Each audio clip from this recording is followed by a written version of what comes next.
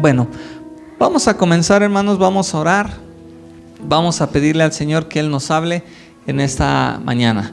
Padre, te damos gracias por la oportunidad que nos das de exponernos a tu palabra una vez más. Tu palabra, Señor, es vida para nosotros. Tu palabra, Señor, es lámpara, Señor, lámpara para nosotros. Ayúdanos, Señor, a poder aprovechar cada enseñanza que el día de hoy tú tienes para cada uno de nosotros. Háblanos conforme a tu voluntad y que sea tu Espíritu Santo ministrando nuestras vidas, Señor. No mis palabras, sino las tuyas, porque yo mismo necesito, Señor, cada palabra que aquí se enseña. Ayúdame, Señor, a primero yo poder abrazarla en mi corazón como lo he estado haciendo, Señor, y poder transmitirlo como tú deseas. En el nombre de Cristo Jesús, Señor, te dejamos este tiempo para que tú obres y para que tú hables conforme a tu voluntad. En el nombre de Cristo Jesús. Amén. Mateo capítulo 7, versículo 24 al 27. Y he titulado esta predicación Dos tipos de personas. Dos tipos de personas. Dos tipos de personas. Y quiero leer a partir del versículo 24.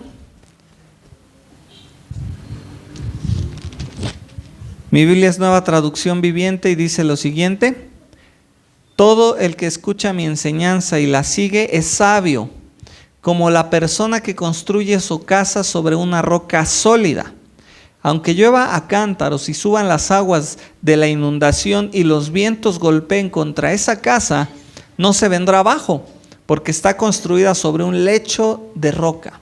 Sin embargo, el que oye mis enseñanzas y no las obedece es un necio, como la persona que construye una casa sobre la arena. Cuando vengan las lluvias y lleguen las inundaciones y los vientos golpeen contra aquella casa, se derrumbará con un gran estruendo. Amén. Se derrumbará con un gran estruendo. Fíjense, estamos, hermanos, ante el cierre del sermón más grande que dio nuestro Señor Jesucristo, el sermón quizá más importante que nuestro Señor dio, que es el Sermón del Monte. Usted se acordará que ya lo estudiamos versículo a versículo, que es Mateo capítulo 5, 6 y 7. Y precisamente esta historia, esta parábola es el cierre de este maravilloso sermón. Por lo tanto, hermanos, esto nos advierte algo muy importante. Y es que al ser el cierre de este sermón que ahorita vamos a hacer un recorrido general como si lo vieras encima de un avión, vamos a ver el panorama. El que esta historia esté en el cierre precisamente de este sermón es el resultado entonces final de nuestra decisión ante sus enseñanzas. Por lo tanto, estamos ante el resultado final de nuestra decisión ante sus enseñanzas. ¿Cuáles enseñanzas? Todo el Sermón del Monte. Mateo capítulo, desde el capítulo 5 y todo el capítulo 6 y capítulo 7. Porque note que dice, el que escucha mi enseñanza. ¿Cuál? La que acaba de dar. La que el Señor horas atrás quizá había comenzado a dar a esas multitudes, y dice, todo el que escucha mis enseñanzas y las hace, yo lo comparo a un hombre sabio. Es sabio y edifica su casa sobre la roca. Y todo el que escucha mis enseñanzas pero no las pone en práctica, lo compararé a aquel hombre necio que edificó su casa sobre la arena. Y es que, hermanos, en el Sermón del Monte, si usted recordará, y vamos a ver un panorama súper rápido, espero en 10 minutos poder hablar de lo que es el Sermón del Monte, aunque se acordará usted que nos llevó varias semanas. Pero en el Sermón del Monte podemos ver cosas tan maravillosas como la gracia del Padre que ha provisto el camino de salvación y que es solo para los humildes. Es solo para los que están con un corazón humillado. Humilde. Solo los humildes pueden abrazar el Evangelio. ¿Usted se acuerda de eso? A partir en los primeros versículos, los primeros 7 versículos, bienaventurados los humildes, porque de ellos es el reino de los cielos. El Señor anunciando su corazón que estaba abierto, el corazón del Padre abierto para traer salvación a todos los hombres, ¿sí? Pero él sabía y él advertía que solo aquellos que reconocían que necesitaban ser salvos iban a poder entender el evangelio. Aquellos que tenían una mente cerrada, soberbia y que eran autosuficientes, no iban a poder ver las maravillas del evangelio, no iban a poder abrazarlo. Pero el corazón del Padre estaba mostrado en el Sermón del Monte, y era para los pobres, era para los humildes, era para los desamparados, para los que no tienen nada. Pero también, aunque teniéndolo todo, se sintieran así, desamparados en su corazón, se sintieran necesitados en su corazón. El Señor Jesús vino a todos ellos, y eso es parte de lo que vemos en el Sermón del Monte. También nos habló de todo lo que el reino de los cielos venía a producir en el corazón de las personas. Todo lo que el reino de los cielos producía en el corazón de las personas. Por ejemplo, en el versículo 21 al versículo 26 nos habla acerca del enojo, enseñanzas acerca del enojo. Usted se acordará de esa enseñanza que dice: todo aquel que aborrece a su hermano es un homicida.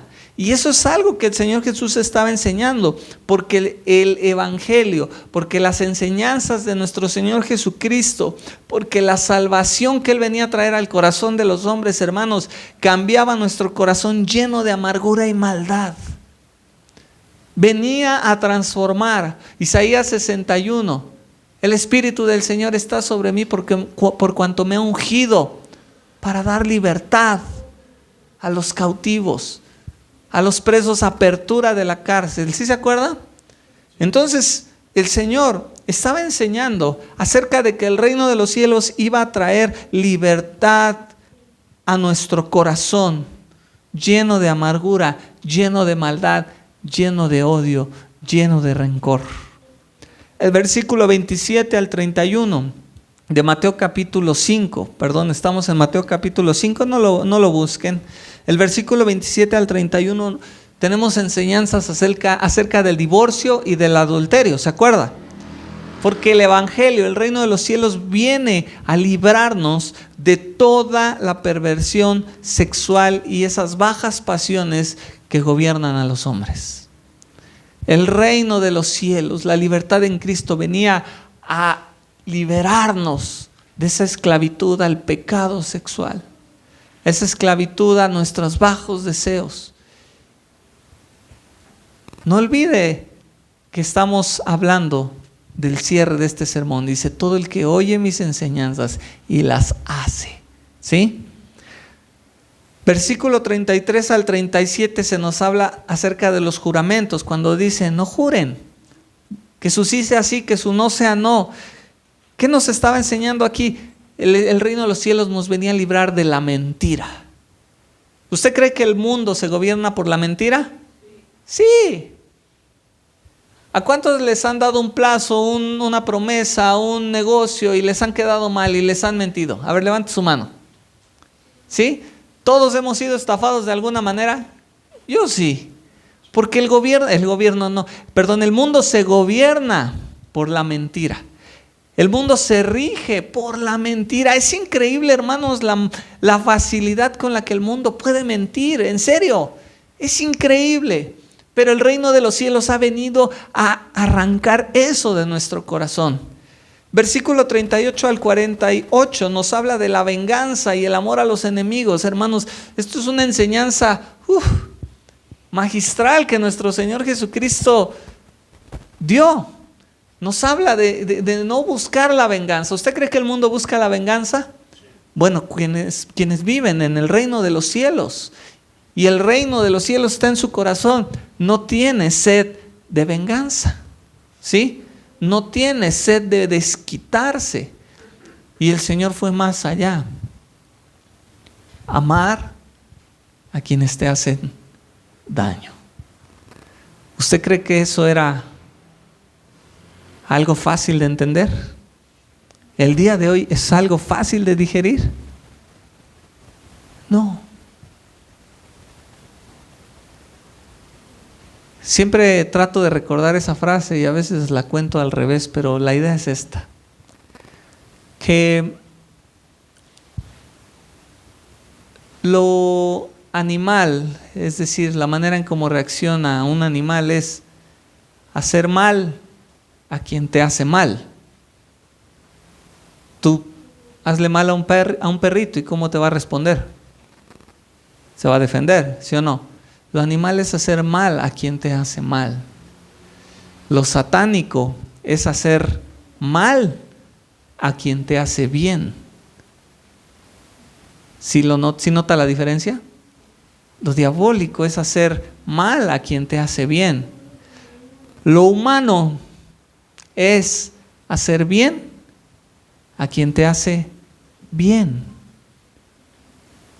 Pero lo divino es hacer bien a quien te hace mal.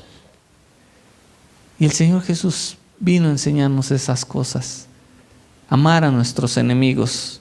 Mateo 5, 38 al 48. El capítulo 6, los primeros 4 versículos, hermanos, nos habla sobre dar a los necesitados, el ser desprendido, y nos habla del amor y la caridad por aquellos que padecen necesidad. El versículo 5 al 18 del capítulo 6 nos habla sobre el ayuno y la oración. ¿Qué enseñaba aquí nuestro Señor? Una vida de devoción a Dios. Una vida de búsqueda del Señor. No sé si usted se está dando cuenta que el Señor estaba transformando toda la mentalidad que el mundo había sembrado en el corazón de los hombres. Y dice, ustedes quieren entrar al reino de los cielos, quieren abrazar el reino de los cielos, tienen que cambiar por completo todo lo que el mundo les ha enseñado. Y ahora tienen que atender todas estas enseñanzas, y entre ellas está una vida de búsqueda del Señor, una vida de oración, una vida de ayuno, que significa ese negarse a uno mismo para buscar al Señor. Amén. Versículo 19 al 35 del capítulo 6 habla del dinero y las posesiones. Ya nos hablaron de eso. No amar ni vivir para ellas. El Señor quería también quitar del corazón de las personas ese ídolo que es el dinero. Capítulo 7, versículo del 1 al 6 nos habla de no juzgar. El juicio pertenece solo a Dios, y cada uno de nosotros ahora solo tenemos que ocuparnos por nosotros mismos y dejar el juicio al Señor. El versículo 12 tenemos la regla de oro del comportamiento. Haz a los demás lo que quieras que hagan contigo. Así que, hermanos, Mateo capítulo 5, 6 y 7, el sermón del monte, es ese sermón tan precioso, tan maravilloso, que viene a arrancar el mundo de nuestros corazones. Y estamos ante el cierre de ese sermón. Por eso el Señor da esta enseñanza: todo el que escucha mi enseñanza y la sigue es sabio. Todo el que escucha mi enseñanza y la sigue es sabio. El que hace todo lo que acabo de comentar, hermanos. 10 minutos no nos dan para analizarlo, ¿verdad? Pero dice el Señor, todo el que hace estas cosas, todo el que cree que se ha acercado al reino de los cielos y que pertenece al reino de los cielos, hace estas cosas. Porque solo pueden venir como un fruto. Y Mateo capítulo 7, versículo 15 al 20, dice, por sus frutos los conocerán. Porque todo esto solo viene como un fruto de una verdadera convicción, de una verdadera conversión que procede, hermanos, al arrepentimiento genuino. Una vez que un arrepentimiento genuino llega a nuestra vida, se da en nuestra vida, entonces inmediatamente viene obrar de esta manera. No podemos pertenecer al reino de los cielos o decir que pertenecemos al reino de los cielos cuando todavía hay en nuestro corazón enojo, ira, sed de venganza, amor al dinero, adulterio, fornicación y una vida que no busca al Señor. ¿Sí lo vemos? No se puede. No se puede. Y ahora vamos a explicar un poquito los elementos de esta historia. Tenemos en esta historia 2 tipos de personas. Y así es como he titulado esta predicación: 2 tipos de personas. Y quiero leerlo nuevamente, 24 al 27, que es la historia que nos van a ilustrar los pequeños. Todo el que escucha mi enseñanza y la sigue es sabio. ¿Qué es? Sabio. Como la persona que construye su casa sobre una roca sólida. Aunque llueva a cántaros y suban las aguas de la inundación y los vientos golpeen contra esa casa, no se vendrá abajo porque está construida sobre un lecho de roca. Sin embargo, el que oye mi enseñanza y no la obedece es un necio. ¿Se da cuenta que no dice que es como un necio? Dice, es un necio. Como la persona que construye su casa sobre la arena. Cuando vengan las lluvias y lleguen las inundaciones y los vientos golpeen contra esa casa, se derrumbará con un gran estruendo. Cuando Jesús terminó de decir esas cosas, las multitudes quedaron asombradas de su enseñanza, porque la hacía con verdadera autoridad, algo completamente diferente a lo que hacían los maestros de la ley religiosa. Ambos hombres están construyendo una casa, ¿sí? Pero ¿qué aplicación tiene esto para nuestra vida, hermanos? Es importante que lo entendamos y que lo analicemos. Esta casa es la vida espiritual que estamos construyendo. ¿Qué clase de vida espiritual tú estás construyendo? Recuerda que el apóstol Pedro nos llama como piedras vivas. Somos ese edificio espiritual en el que el Señor está construyendo. Pero hermanos, nosotros, ¿cómo estamos construyendo nuestra vida espiritual? Pues esa casa representa esa vida espiritual que tú estás construyendo. Y hermano, aunque las lluvias y fuertes vientos pueden representar en parte dificultades y diferentes problemas, el que esto sea el cierre del sermón, hermanos,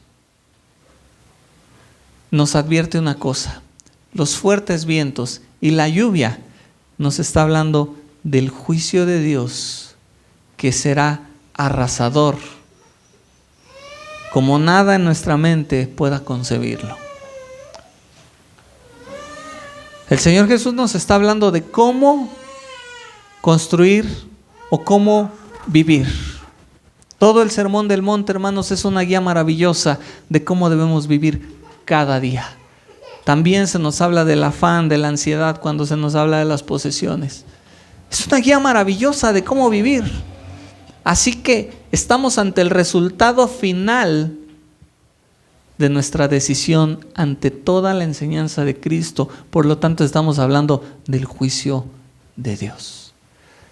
Usted se acordará que hace ya un mes prácticamente, este huracán categoría 5, Otis, pegó en Acapulco. Y una de mis primas estaba ahí precisamente. Hermanos, ella, lo poco que he podido platicar con ella, nos cuenta que fue una experiencia aterradora. Aterradora como usted y yo quizá nunca la hemos vivido. Quizá usted ha estado en algún norte, en la costa, fuertes vientos, la lluvia que aquí el 22 de agosto se vio por estos rumbos, fuerte. Pero hermanos, ese huracán fue otra cosa. Hay testimonios de que el viento, el sonido del viento es aterrador. No hubo nada que resistiera vidrios, ventanas, puertas, nada quedó en pie. Decía mi prima, me decía, yo sentí como si el Señor me estuviera sacudiendo, dice. Ella estaba en un hotel, varios pisos, aproximadamente unos 25 o 30 pisos. Dice, el hotel se movía, dice, como si estuviera temblando. Y era solo viento, hermanos. Pero era un viento de más de 300 kilómetros por hora.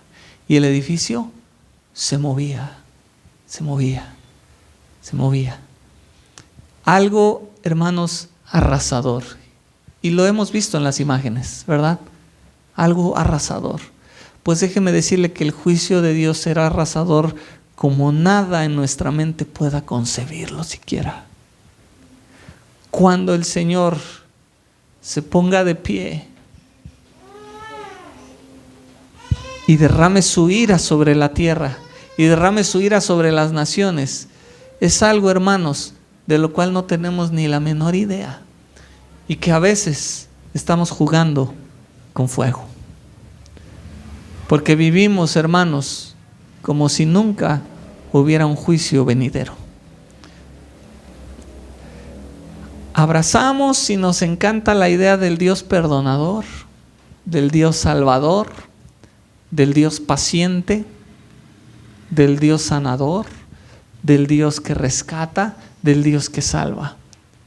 Pero nunca consideramos al Dios santo, al Dios perfecto, al Dios que se indigna ante el pecado.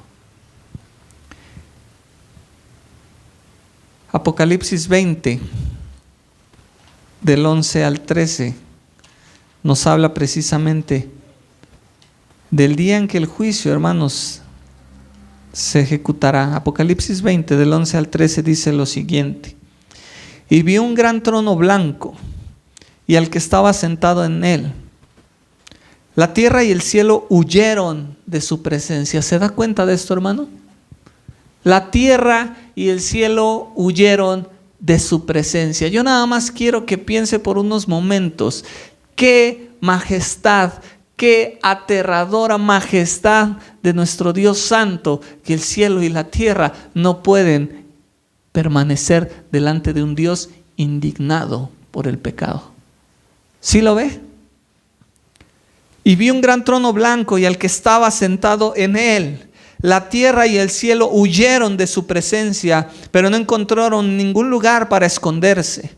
Vi a los muertos, tanto grandes como pequeños, de pie delante del trono de Dios. Los libros fueron abiertos, entre ellos el libro de la vida. A los muertos se les juzgó de acuerdo a las cosas que habían hecho, según lo que estaba escrito en los libros. El mar entregó sus muertos, y la muerte y la tumba también entregaron sus muertos, y todos fueron juzgados según lo que habían hecho. ¿Se da cuenta? Fueron juzgados ¿qué? Según lo que habían hecho. A veces se nos dice o hemos escuchado que en el día del juicio la única cosa a juzgar es si tú recibiste o no al Señor Jesucristo. No, aquí se nos dice que vamos a ser juzgados por las obras. Porque sabe, recibir a nuestro Señor Jesucristo cambia nuestras obras. Porque nuestras obras son el resultado de si creímos verdaderamente o no. Por eso es un juicio de obras. Esto ya se los he comentado antes. Esto es muy diferente, hermanos, a que las obras nos salven. Las obras no nos salvan. Eso quiero que quede muy claro. Nosotros no podemos ser salvos por tener buenas obras. El mayor altruista del mundo no puede ser salvo por sus obras, porque solo accedemos a la salvación a través de la obra redentora de nuestro Señor Jesucristo en la cruz. Solo Cristo pudo pagar el precio por nuestra salvación. Pero una vez pagado, nos ha capacitado, y el reino de los cielos, como lo hemos estado repasando, ahora nos capacita para andar en buenas obras. Si vemos la diferencia, quiero que quede claro, no quiero confundirlo, pero es un juicio de obras porque demuestra nuestra convicción y nuestra entrega al Señor. Amén. Porque son el fruto de la conversión genuina, son la evidencia. Las obras, hermanos, son la evidencia de la conversión genuina. Así que tenemos en este sermón del monte, hermanos, es un sermón tan completo, tan perfecto, que si retrocedemos un poquito antes de esta historia de los dos hombres, de las dos edificaciones sobre la roca y la arena, vemos dos grandes advertencias sobre la falsa idea de haber creído. Retroceda un poco a Mateo capítulo 7, versículo 13. Mateo 7, versículo 13. Dice lo siguiente: entrad por la puerta estrecha, dice Reina Valera. Y dice Nueva Traducción Viviente: solo puedes entrar en el reino de Dios a través de la puerta angosta. ¿Cómo es la puerta, hermano? Angosta. La carretera, el camino. Aquí se pone incluso como una carretera porque es ancha. Al infierno es amplia y la puerta es ancha para los muchos que escogen ese camino. Sin embargo, la puerta de acceso a la vida es muy angosta y el camino, ¿cómo es? Difícil. Y son solo unos pocos los que alguna vez lo encuentran. Estamos ante la primera advertencia, hermanos, ante la falsa idea de haber creído. Se nos dice que la entrada al reino de los cielos es angosta. Es angosta, hermanos, y no es fácil. ¿Lo vemos? El camino es difícil.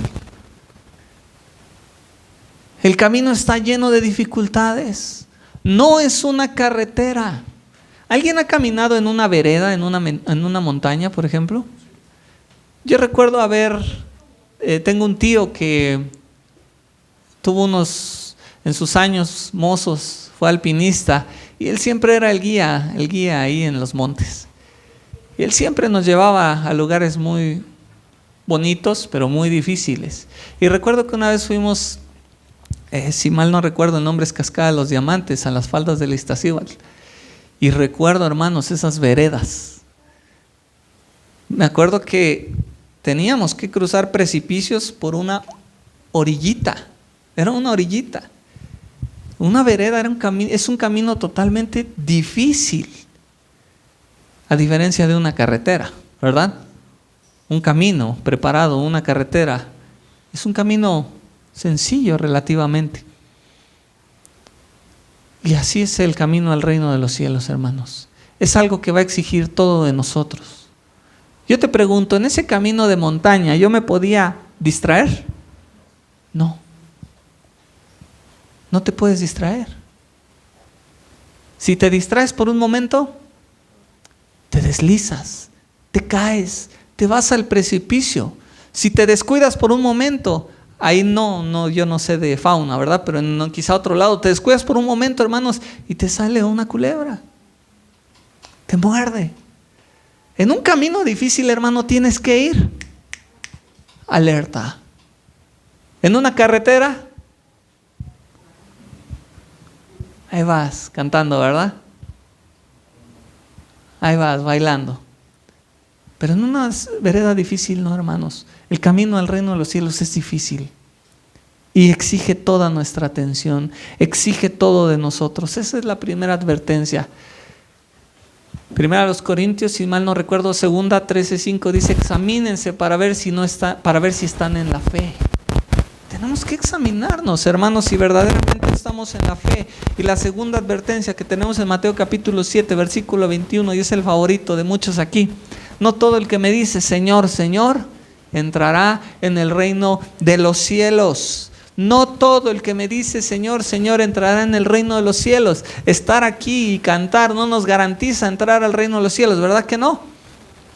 Yo traigo pleito con una canción esta semana y le decía a mi esposa, y le cambiaba la letra, porque dice: vivo para adorarte, vivo para adorarte, yo vivo para adorarte. ¿Está bonita, sí o no? Pero ¿cuántos la podrían cantar en verdad? ¿Cuántos estaríamos diciendo la verdad? Yo le cambié la letra, algunas a broma y algunas no tan a broma. Pero hermanos, a veces esta canción no aplica para el Señor. ¿Te podrías imaginar ponerle una letra?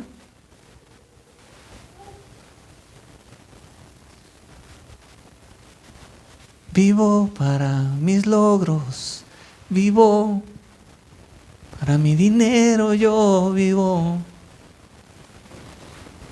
para juntarlo. Suena chistoso, hermanos, pero sí o no es una realidad. ¿Para qué vivimos? No todo el que me dice Señor, Señor entrará en el reino de los cielos, sino el que hace la voluntad de mi Padre que está en los cielos. Porque podemos decir: yo adoro al Señor, yo canto al Señor, pero nuestros actos demuestran todo lo contrario. Nuestras prioridades demuestran todo lo contrario. Muchos vivimos, hermanos, para nuestras deudas y para pagarlas. Es la verdad. Es la verdad. Porque no nos detenemos y gastamos, y entonces ahora estamos endeudados y ahora tenemos que vivir para pagarlas. Y no vivimos para el Señor. Hemos vendido nuestra libertad cuando nos endeudamos y ya no podemos vivir para el Señor. vivimos para trabajar. Ahora mi día de descanso lo tengo que ocupar para trabajar, decimos, porque no me alcanza. ¿Sí o no? No todo el que me dice Señor, Señor, entrará en el reino de los cielos. Hermanos, y para terminar, para que vamos a empezar a orar y vamos a poner un teclado de fondo para que nos concentremos en orar. Para terminar, solo hay dos tipos de personas. El sabio y el necio. El sabio también es llamado precavido en traducción al lenguaje actual.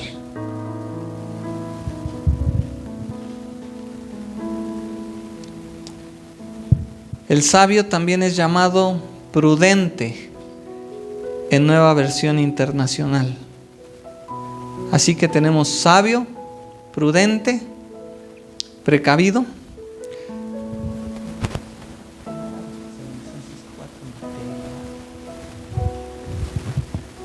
Y por otro lado, o podríamos decir inteligente también, ¿verdad? Porque si estamos hablando de insensato, de necio, podríamos hablar de, el antónimo es inteligente. Sabio, precavido, prudente, inteligente, tal vez cabe un poquito ahí. Pero por otro lado tenemos, hermanos, al insensato. Traducción al lenguaje actual nos dice tonto, así tal cual, no se anda por las ramas. Si a usted le ofende que le digan tonto esta escritura, pues bueno.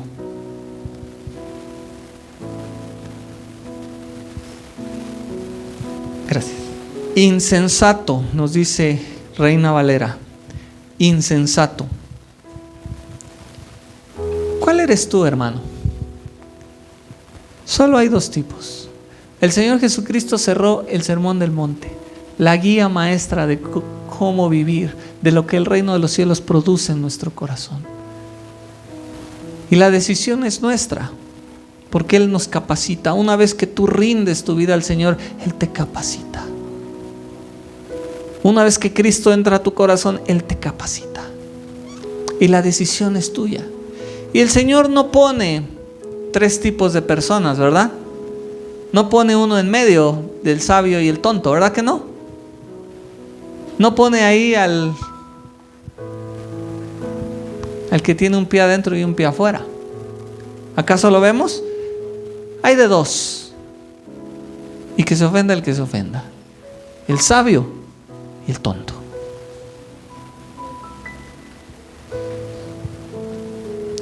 ¿Cuál eres tú? Porque el sabio edifica sobre la roca que es Cristo. Y entonces, cuando venga el juicio, representado aquí por esos fuertes vientos y esos fuertes ríos, permanecerá. Porque Cristo es la roca. Estamos escondidos con Cristo en lugares celestiales. Y el juicio de Dios no causa ruina a quien ha edificado sobre la roca. Pero quien no ha edificado sobre la roca, porque realmente nunca se ha arrepentido, porque primero hace y después pide perdón, porque primero hace lo que quiere hacer y después se arrepiente, y así es toda su vida. El Señor lo compara a un hombre tonto que edifica sobre la arena, y cuando venga el juicio, ¿qué va a pasar? Es grande su ruina, una ruina eterna,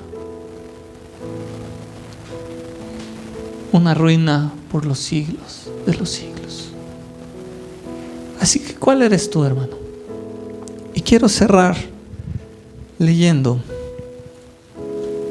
y no voy a agregar nada más a estos pasajes, así que denme un segundo para buscar. No voy a agregar nada a estos pasajes. Terminando de leerlos, vamos a orar. Amén. ¿Cuál eres tú? Para el sabio, Primera a los Tesalonicenses 4. Queridos hermanos en Cristo, nosotros les hemos enseñado a vivir como a Dios le agrada, y ustedes en verdad viven así. Ahora les rogamos y les animamos de parte del Señor Jesús a que se esfuercen cada vez más por seguir viviendo así. Para el necio, quiero leer Hebreos 12:25. Tengan cuidado de no negarse a escuchar a aquel que habla. Pues si el pueblo de Israel no escapó cuando se negó a escuchar a Moisés, el mensajero terrenal, ciertamente nosotros tampoco escaparemos si rechazamos a aquel que nos habla desde el cielo. Cuando Dios habló desde el monte Sinaí, su voz hizo temblar la tierra, pero ahora Él hace otra promesa. Una vez más, haré temblar no solo la tierra, sino también los cielos. Eso significa que toda la creación será agitada y removida para que solo permanezcan las cosas inconmovibles. Ya que estamos recibiendo un reino inconmovible, seamos agradecidos y agradecemos a Dios adorándolo con santo temor y reverencia, porque nuestro Dios es un fuego que todo lo consume. Oremos, hermanos. Señor, gracias por tu palabra. Señor, gracias por tu palabra. Es tiempo, Señor, de tener en mente que ese Dios perdonador, sanador y salvador no es un Dios solapador. Es un Dios santo, perfecto, íntegro en todos sus caminos, que no puede mirar al pecado, que se indigna delante del pecado y se pone de pie, y aún el cielo y la tierra huyen de su presencia. Así como nuestro Señor Jesucristo derramó incluso gotas de sangre en su sudor, porque Él conocía tu indignación ante el pecado y conocía la ira que tú derramas sobre el pecado, la cual estaba a punto de recibir. Señor, que nosotros también estemos conscientes de tu ira, de tu indignación, de que eres un fuego consumidor, un fuego que todo lo consume, y que no hay edificación, no hay casa, no hay vida espiritual que se mantenga en pie en el día del juicio, que no sea construida sobre Cristo, quien es la roca, y que como resultado de una verdadera convicción trae una vida transformada. ¿Cuántos de nosotros, Señor, hemos edificado sobre la arena, creyendo que somos cristianos pero no lo somos, creyendo que te amamos pero no te amamos, porque damos rienda suelta, Señor, a nuestros pecados? Y luego, Señor, venimos a ti para que nos vuelvas a perdonar una vez más. Pero nunca, Señor, nuestra prioridad es honrarte a ti primero. Siempre es servir a nuestros deseos. Y, Señor, esa vida espiritual es de un tonto, los cuales edificamos, Señor, sobre la arena.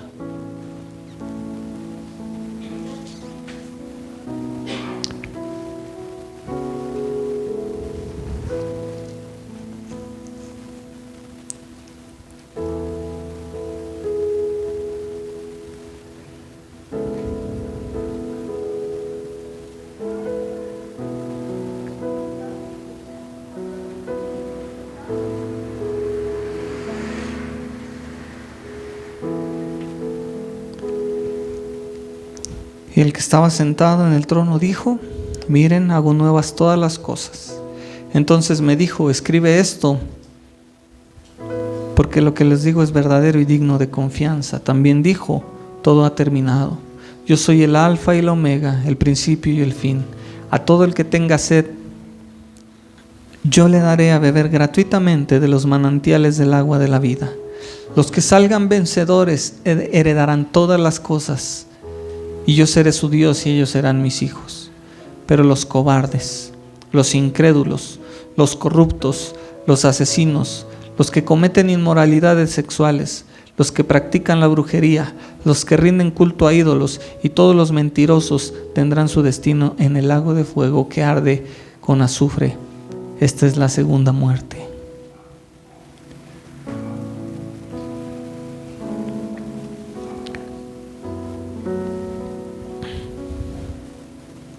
Cuando se nos habla de la Nueva Jerusalén, dice: no vi en ella templo, porque el Señor Dios Todopoderoso y el Cordero son el templo.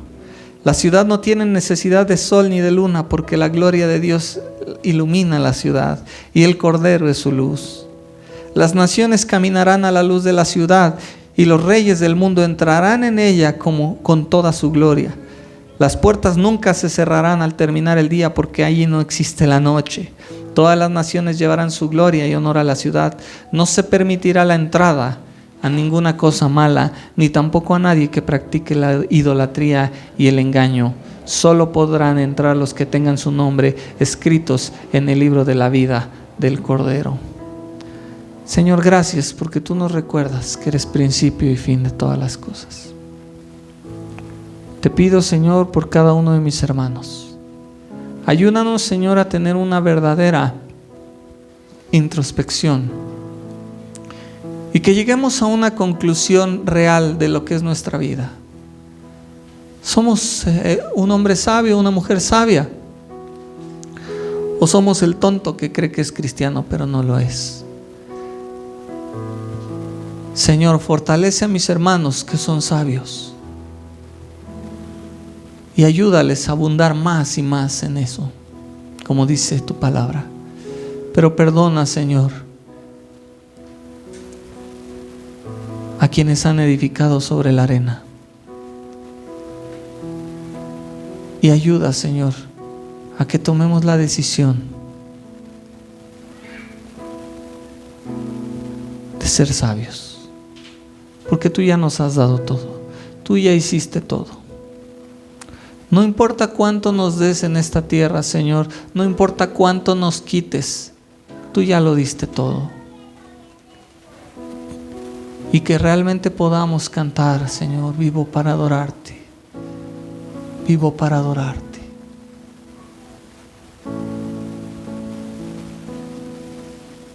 Te adoramos, Señor Jesús.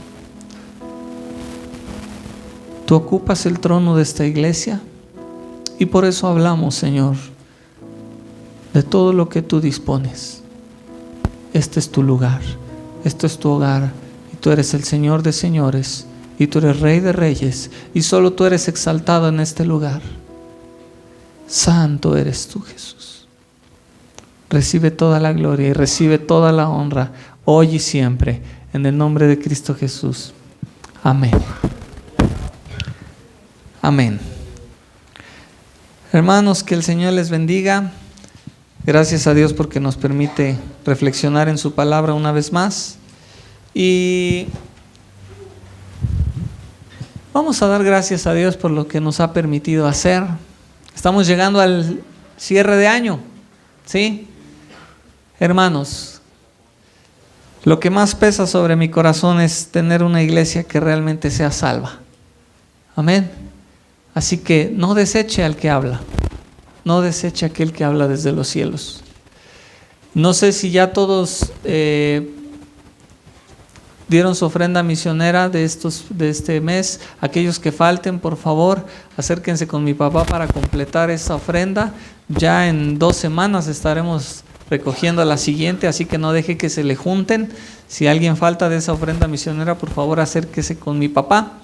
Y bueno, yo le invito a que tenga un ánimo dispuesto. Estamos llegando al fin de año ¿Cuántos están contentos por llegar a estas fechas? ¿Sí? A los convivios.